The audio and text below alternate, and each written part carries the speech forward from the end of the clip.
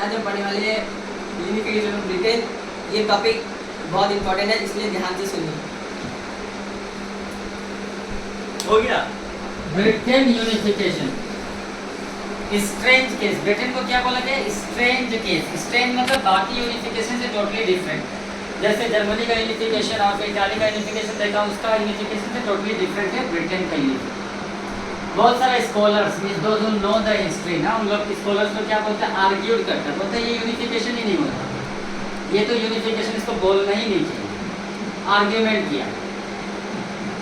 अब ब्रिटेन का unification sudden अपहीबल तो था नहीं कि ऐसा रिवोल्ट कर दिया और अलग यूनिफाइड कर दिया। Long drawn process. बाकी जर्मनी का भी यूनिफिकेशन, इटाली का भी unification was not sudden upheaval, it was a long process, long process. It took many years for the unification of Britain.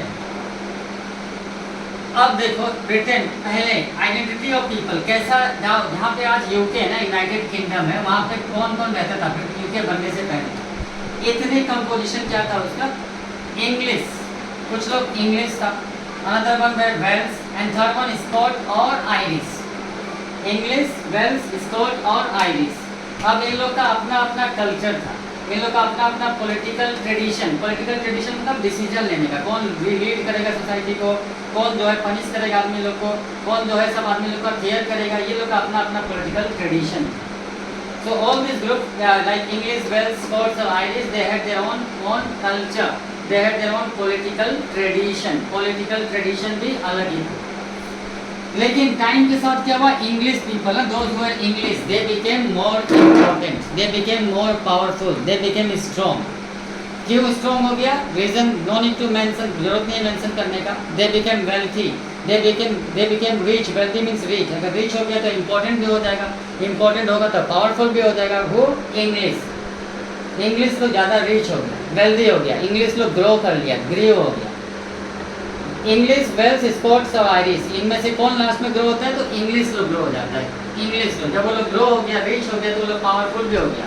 ज़्यादा सोसाइटी में इंपॉर्टेंट भी कौन होने लगा? इंग्लिश लोग हो गया।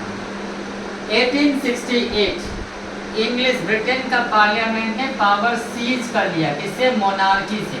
पावर सीज 1868 पावर सीज किया गया, छीन लिया। किससे? मोनार्की से पावर बहुत सारा छीन के पार्लियामेंट के पास आ जाता है।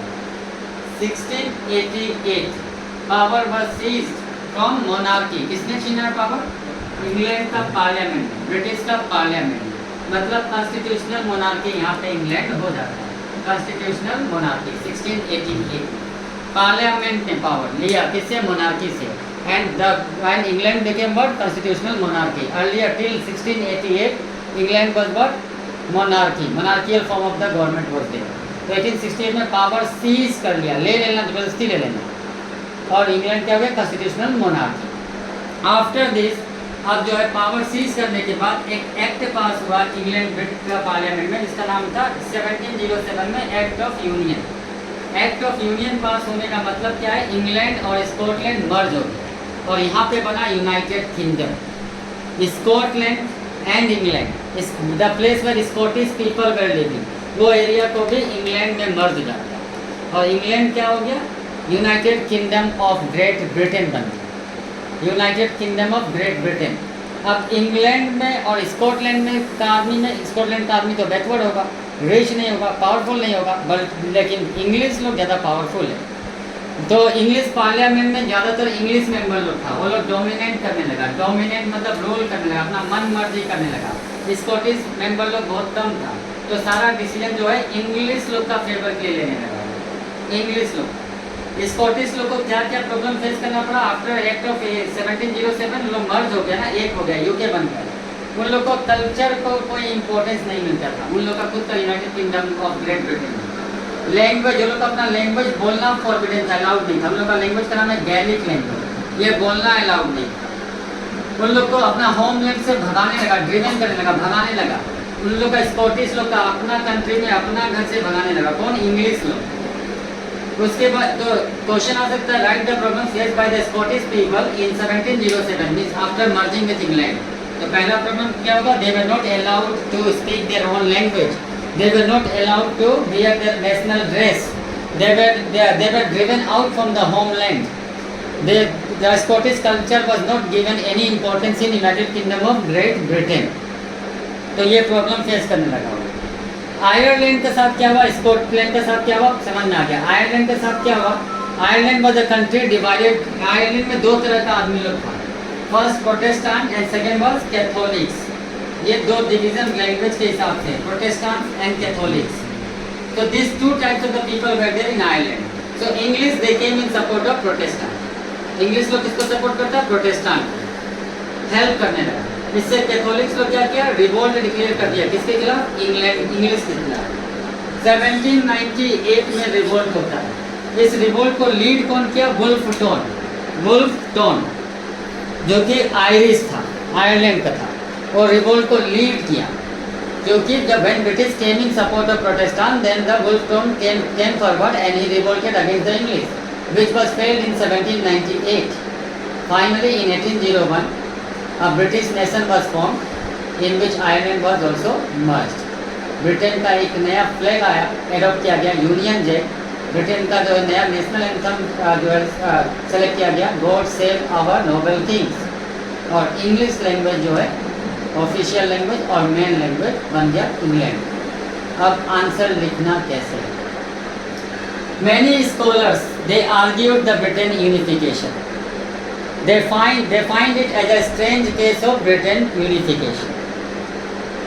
The unification was Britain was not sudden upheaval. It was a long drawn process. It took many years for the unification of Britain. Before unification, the people were different ethnic people lived in the regions where now United Kingdom of Great Britain exists. English, Welsh, Scots or Irish. These people, they had their own culture, they had their own political traditions.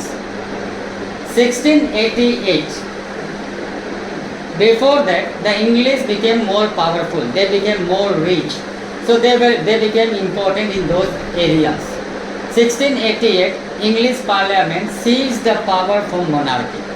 It meant that England became constitutional monarchy.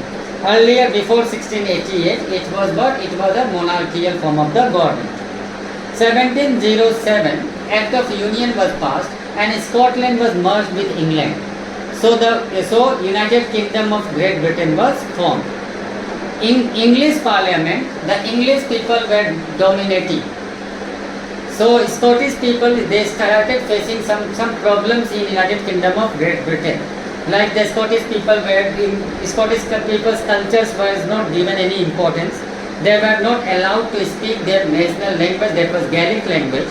They were not allowed to wear their national dress. They were driven out from their homeland. Ireland, which was a country divided between Protestant and Catholics, English came in support of the Protestant, which angered the Catholics. Wolfe Tone revolted against English in 1798. But it was failed. So finally in 1807, the Britain's unification was completed. United Kingdom of Britain adopted new British flag, Union Jack. New national anthem was adopted, God Save Our Noble King. English language became the main language in United Kingdom of Great Britain.